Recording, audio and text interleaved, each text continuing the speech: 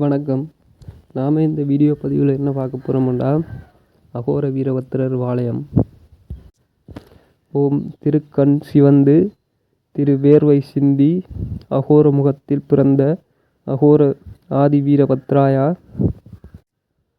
கையில் பிடித்த திரிசூலமும் கண்ட கோடாலியும் கொண்டு அன்று அரண் அழைத்தால் போலே அடியேன் அழைக்கின்றேன். ஆதி சிவனானை என் வாக்கிலும் மனதிலும் முகத்திலும் நாவிலும் நின்று திருநடனம் புரியவே சிவாகா. இந்த மந்திரம்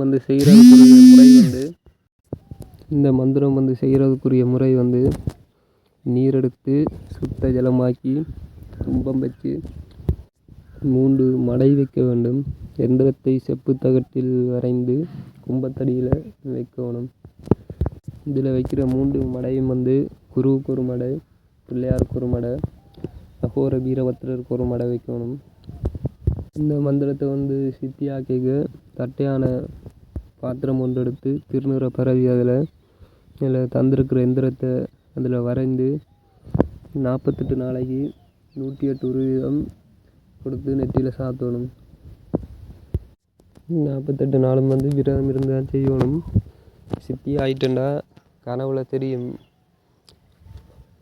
இந்த மந்திரம் சித்தியான பிறகு கும்பத்தில் வச்ச செப்பு தகட்டு எடுத்து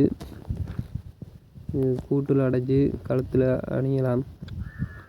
கும்பம் 3 நாளைக்கு இல்லாட்டி 5 நாளைக்கு இல்லைன்னா 7 நாளைக்கு ஒருக்கா மாற்றணும்.